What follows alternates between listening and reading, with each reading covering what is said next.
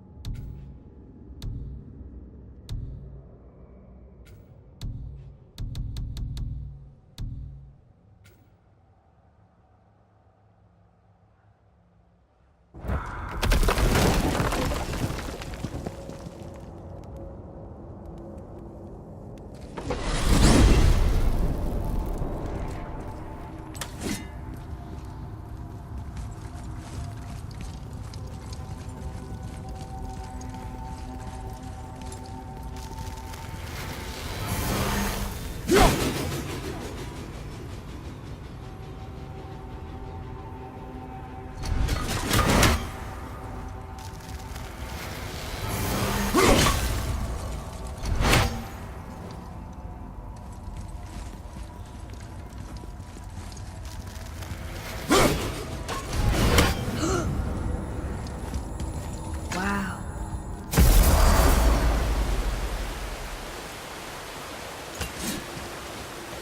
This is it, right? The rock stool? Aye, lad.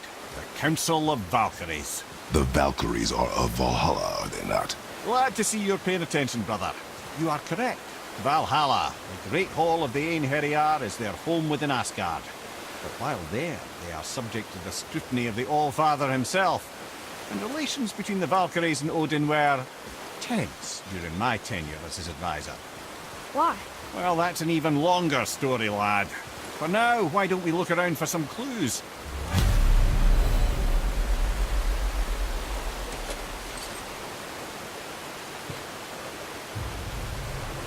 Whoa, you're back. Come here. Who is she? Gunnar, Mistress of War. After any conflict, big or small, she would be first on the scene, sussing out the worthy spirits for a free trip to Valhalla. A gruesome task, but she took great pride in it. Any conflict. Impossible. It's true. She had help from her sisters, of course, but Gunnar was always first to arrive. Her judgment of the fallen was unparalleled, and an invaluable resource to Odin. She was one of his favourites.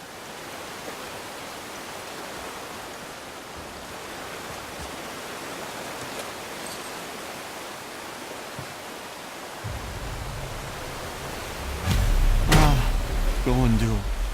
Beautiful Gondul. And? Huh? That's it? Beautiful Gondul? No story or anything? Oh, sorry, lad.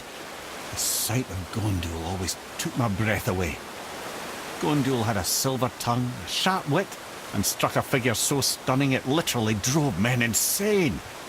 Odin forbid her from setting foot in Midgard after a time, as insanity is not a welcome trait in Valhalla.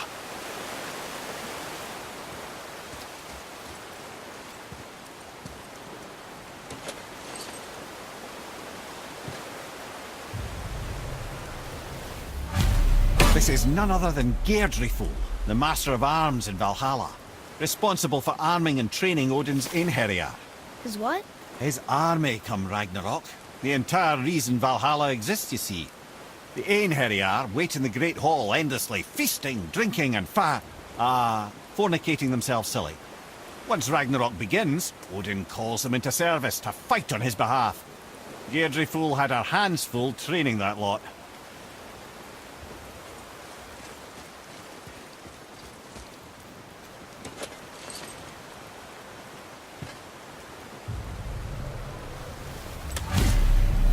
This, my friends, is Kara.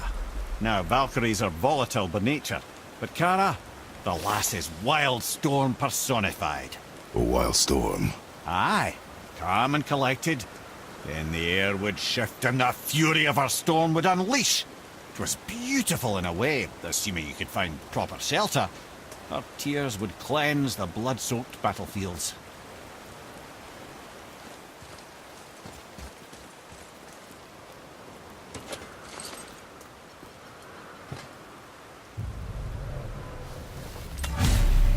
This is Rota, a chooser of the slain. I thought all the Valkyrie did that. Not exactly, lad. Although that is what they're most famous for, and by far their greatest responsibility. You've seen what happens to the dead without the judgment of the Valkyries. Hellwalkers. That's right. Rota, Gunnar, Skuld. Without them to clean up the aftermath of battle, hell overflows with souls meant for Valhalla. A sorry state of affairs. Rota must be beside herself.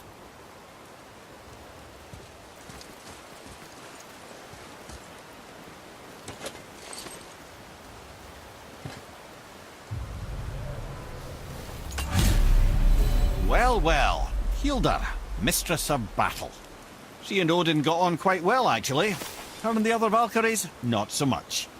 She would spend most of her time here in Midgard observing discord between the living, and sewing some up herself from time to time. She lived for conflict. Some say she was conflict personified. I wonder what will become of her now that she's free.